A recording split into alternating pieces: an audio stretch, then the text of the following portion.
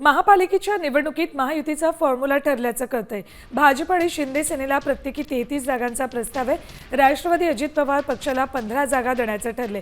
शहरातील दोन्ही आमदारांकडून प्रत्येक मतदारसंघात 2 जागांचा दावा केल्यामुळे भाजप सेनेनं हा प्रस्ताव वरिष्ठ नेत्यांकडे पाठवलाय।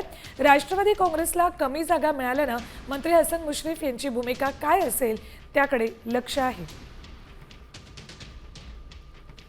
बातमी कोल्हापुरातून महापालिकेच्या निवडणुकीत महायुतीचा फॉर्म्युला ठरला आहे। त्यानुसार भाजप आणि शिंदे सेनेला प्रत्येकी 33 जागांचा प्रस्ताव आहे, तर राष्ट्रवादी अजित पवार पक्षाला 15 जागा देण्याचा प्रस्ताव आहे। मात्र कमी जागांबाबत आता हसन मुश्रीफ काय म्हणतात त्याकडे लक्ष असेल। आपल्यासोबत आमचे प्रतिनिधी राहुल गडकर आहेत, त्यांच्याकडून अपडेट्स घेऊयात। राहुल, राष्ट्रवादी काँग्रेसची आता यावर काय भूमिका असेल?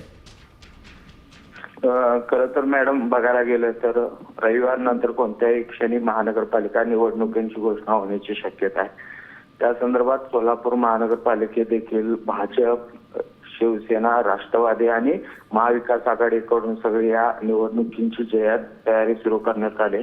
महाविकास आघाडीकडे पाहायला गेलं तर जिल्ह्यातील 10 विधानसभा मतदारसंघात या महायुतीच्या जागा असल्याने महापालिकेत देखील तितकीच जोरदार तयारी केलेली आहे आणि कोल्हापूर महानगरपालिकेची परिस्थिती पाहिली तर शिवसेना आणि भाजपकडे जास्त ओढा जो इच्छुकांचा आहे तो दिसतोय। त्यामुळे धन्यवाद राहुल संपूर्ण माहितीसाठी। तर आता हसन मुश्रीफ यांची भूमिका काय असेल याकडे सगळ्यांचं लक्ष लागलेलं आहे। मनपा निवडणुकीसाठी महायुतीचा फॉर्म्युला ठरलाय, त्यानुसार राष्ट्रवादी अजित पवार पक्षाला 15 जागा देण्याचं ठरलं।